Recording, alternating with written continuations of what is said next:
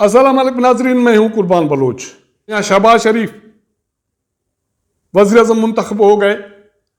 उन्होंने तनख्वाहदार तबके के लिए छप्पर फाड़ रिलीफ का ऐलान किया, तनख्वाहें बढ़ाई, पेंशन बढ़ा दी, खारजा अमूर के हवाले से पॉलिसी बयान दिया, अमेरिका के हवाले से बात की, पड़ोसी भारत के हवाले से बात की, चीन जो पाकिस्तान का देरीना दोस्त है इसके हवाले से बात की, और सूबाई इशूज हैं उनके हवाले से एक अहम ऐलान किया है। मगर दूसरी तरफ साबिक वजीर आजम इमरान खान ने सियासी खुदकुशी का ऐलान क्यों किया? चोर कौन है, किस चोर के खिलाफ नारे लगाए जा रहे हैं? के 23वें वज़ीर आज़म के इंतखाबात के हवाले से कौमी असम्बली के इजलास में क्या कार्रवाई हुई, डिप्टी स्पीकर कासिम सूरी का रवैया क्या था, उन्होंने पीपी चेयरमैन बिलावल भुट्टो जरदारी को तकरीर करने क्यों नहीं दी, सारी सूरत हाल पर बात करेंगे। कौमी असम्बली का इजलास शुरू हुआ। डिप्टी स्पीकर कासिम सूरी जो तहरीक इंसाफ के रुकन हैं वो चेयर करने पहुंच गए। इजलास शुरू करते हुए उन्होंने अपनी रूलिंग के हवाले से बात की और कहा कि वो मुतमईन है कि उन्होंने दुरुस्त रूलिंग दी, वो उस पर कायम है। उसके पास वो साजिशी खत मौजूद है जिसमें पाकिस्तान के खिलाफ साजिश की गई, और जो खत मेरे पास मौजूद है वो चीफ जस्टिस ऑफ पाकिस्तान को मैं भेज देता हूं। उसके बाद उन्होंने फ्लोर तहरीक इंसाफ के वजारत उज़्मा के लिए नामजद उम्मीदवार शाह महमूद कुरैशी साहब को दे दिया। शाह महमूद कुरैशी साहब ने नए हुकूमत इत्तेहादी जमातों मुस्लिम लीग नून और पाकिस्तान पीपल्स पार्टी के रहनुमा पर तीर बरसाए। शहीद बीबी का जिक्र किया कि वो खुश नहीं होंगी कि उसके बेटे शहबाज शरीफ के खारजा उमूर के वजीर हों। इत्तेहादी जमातें हुकूमत में आ रही हैं, वो करप्शन में मुलविस हैं, वो बदइंतज़ामी में मुलविस हैं। तहरीक इंसाफ उनके साथ नहीं बैठ सकती, इसलिए हम वज़ीर आज़म के इंतखाबात का बायकाट करते हैं और असम्बली से मुस्तफ़ी होने का ऐलान करते हैं।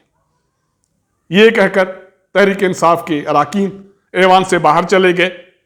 सिर्फ GDA के 2 अराकीन थे जो असम्बली ऐवान में मौजूद थे, गौस बख्शमार साहब और सायरा बानो। बाकी सरकारी बेंचें खाली हो गई। तहरीक इंसाफ पर बहुत सारे इल्ज़ामात हैं। एक इल्ज़ाम यह भी है कि इस जमात में बहुत सारे जो अराकीन हैं वो किसी न किसी के आशीर्वाद से इस जमात में आए और ओहदों पर पहुंचे। डिप्टी स्पीकर कासिम सूरी के हवाले से भी यही कहा जाता रहा है, लेकिन उसका जो टोन था वो इंतहाई खतरनाक था। उसका ये कहना था कि उसके पास जो खत मौजूद है वो पाकिस्तान के खिलाफ साजिश है, उसने खत पढ़ी है, वो चीफ जस्टिस ऑफ पाकिस्तान को भेज रहे हैं और उसका ये ज़मीर गवारा नहीं करता कि वो नए वज़ीर आज़म के इंतखाबात के हवाले से कार्रवाई चलाएं। ये कहकर वो कुर्सी छोड़ के चले गए। Panel of chairman Ayaz Sadiq साहब आ गए। उन्होंने वज़ीर आज़म के इंतखाबात की कार्रवाई चलाई। उस वक्त ऐवान में शाह महमूद कुरैशी की हिमायत में एक भी रुकन मौजूद नहीं था, क्योंकि तहरीक इंसाफ वाले पहले चाह चुके थे। GDA के अराकीन भी इस प्रोसेस का हिस्सा नहीं बने। मियाँ शहबाज शरीफ को 174 वोट पड़े। इस तरह वो पाकिस्तान के 23वें वज़ीर आज़म मुंतखब हो गए। उसके बाद वो अपनी सीट से उठे, बारी बारी इत्तेहादी जमातों के सरबराहों के साथ जाके मिले और उसके बाद वो वज़ीर आज़म की नशस्त पर आके बैठ गए और उसके बाद पॉलिसी बयान दिया जिसमें उन्होंने तनख्वाहदार तबके के लिए छप्पर फाड़ रिलीफ का ऐलान किया। उनकी तनख्वाहों में 10%, उनके पेंशन में 10% इजाफे का ऐलान है और वो 1 अप्रैल से है। उसके साथ साथ जो माहाना उजरत है वो 25,000 करने का ऐलान किया। बेनजीर इनकम सपोर्ट प्रोग्राम को वसी करने का ऐलान किया और लोगों को सस्ता आटा, चीनी, घी, दालें फराहम करने का ऐलान किया। उसका यह दावा था कि अब कोई नजरिया जरूरत का सहारा नहीं ले सकेगा। खत ड्रामा है, मैंने नहीं देखा, न मुझे दिखाया गया। हम पे इल्जाम है कि हम इस बैरूनी साजिश में मुलविस हैं। अगर ये इल्जाम हम पे साबित हो जाए तो मैं फौरी तौर पर सीट से मुस्तफी हो जाऊंगा। उसके बाद उसका यह कहना था कि यह मुल्क सिर्फ इत्तेहाद की सूरत में चल सकता है, एडलॉग नहीं, डायलॉग से काम चलाना पड़ेगा, कौम को तहफ़्फ़ुज़ फराहम करना पड़ेगा। सिर्फ इत्तेहाद और इत्तेहाद से हम आगे बढ़ सकते हैं।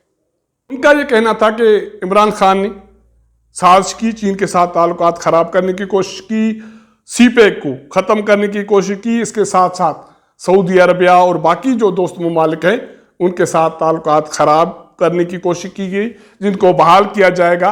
अमेरिका के हवाले से उन्होंने कोई लंबी बात नहीं की, सिर्फ एक जुमला ये कहा कि अमेरिका के साथ बराबरी के बुनियाद पर ताल्लुकात बहाल करेंगे। इसने भारत के हम मनसब नरेंद्र मोदी को यह दावत दी कि आए, अक़वाम मुत्तहिदा और कश्मीरियों की ख्वाहिश के मुताबिक कश्मीर इशू हल करें, इस खित्ते से, इन दोनों ममालिक से गुर्बत का खात्मा लाए।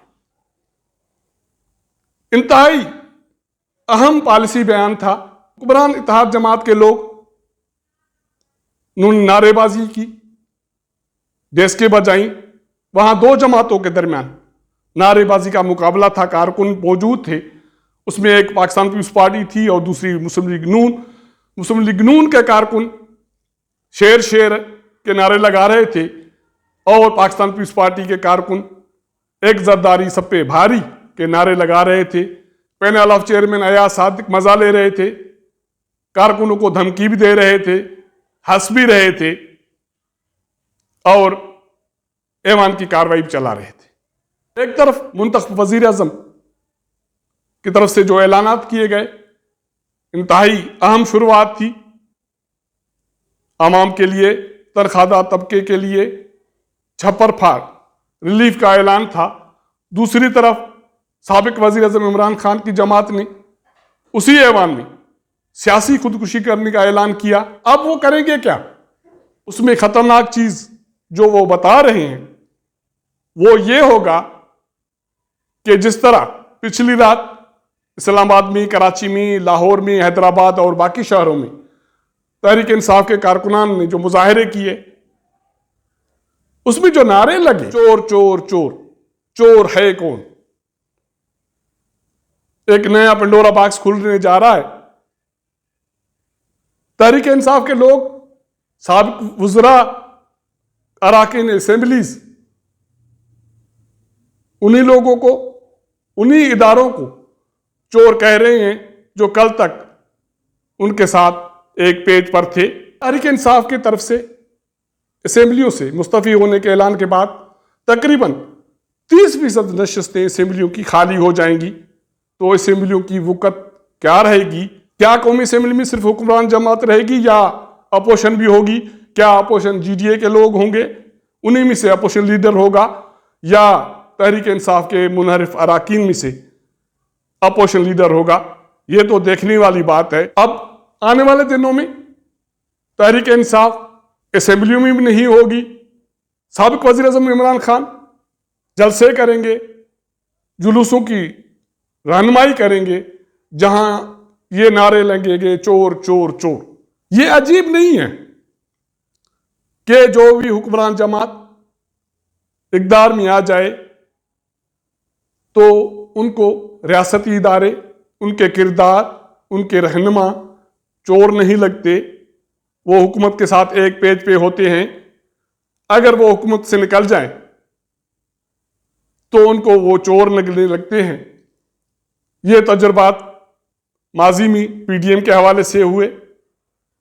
अब PDM, पाकिस्तान पीपल्स पार्टी और बाकी जमातें हुक्मरान जमात बन गई हैं, इत्तेहाद बन गई हैं, उनके पास सब कुछ ठीक है। तहरीक इंसाफ जो हुकूमत से निकल गई है, उनके पास फिर चोरी का नारा आ गया। असेंबलियां अपनी मुद्दत पूरी करेंगी, उनकी वक़्त क्या रहेगी तहरीक इंसाफ के जाने के बाद, ये आने वाले दिनों में चीज़ें वाज़ेह हो जाएंगी।